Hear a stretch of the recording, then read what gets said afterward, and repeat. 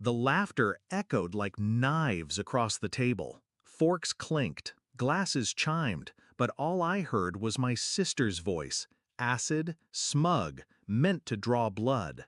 "How does it feel being the most useless one here?" she asked, loud enough for the whole family to hear. They laughed, every single one of them. My parents, my cousins, even my brother who once begged me for rent money. Everyone laughed, except me. I just smiled, slow, controlled, and then I leaned back in my chair and said, "How does it feel knowing this useless one won't be paying your bills anymore?" The silence that followed was sweeter than any applause. It hadn't always been this way. Once I thought family meant loyalty. I thought we lifted each other up. When I got my first real job, I paid off my parents' mortgage. When my sister maxed out her credit cards, I bailed her out.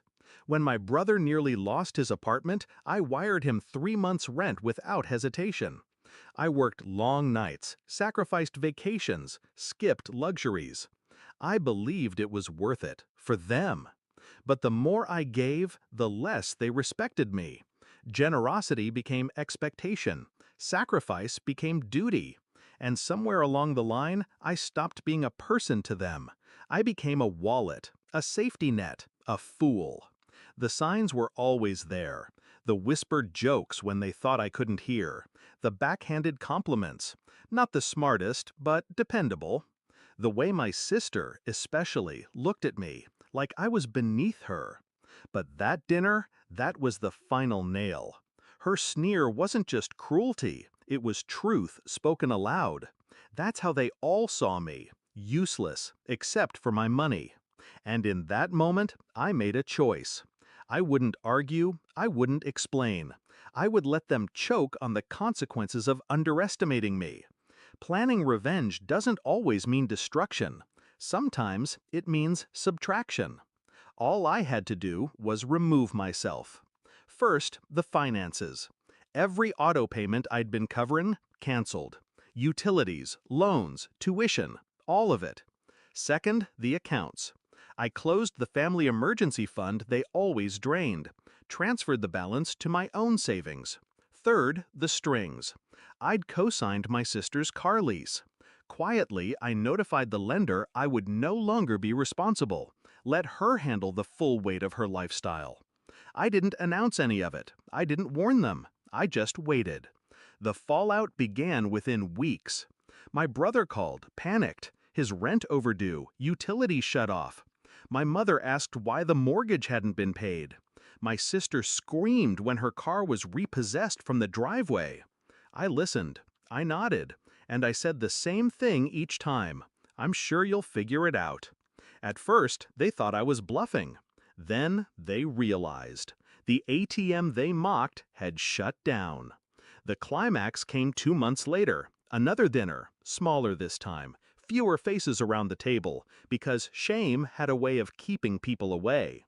They looked different, humbled, desperate. My sister's eyes darted, hollow with stress. My father looked older, his voice quieter. My mother's hands shook as she poured water.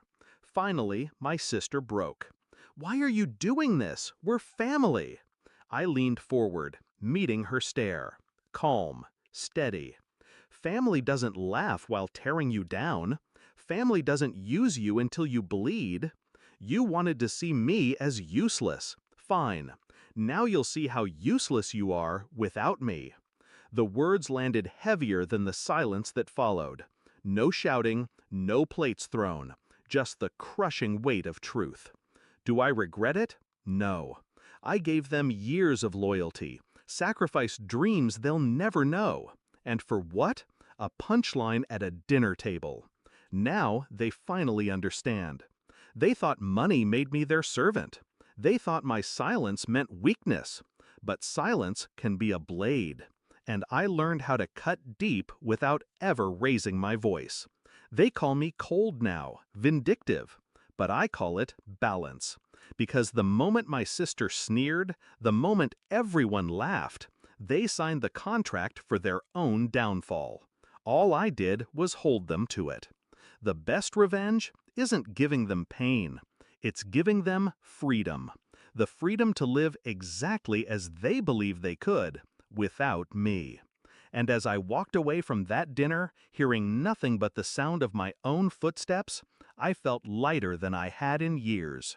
They wanted me useless, so I finally gave them what they wanted, and it destroyed them.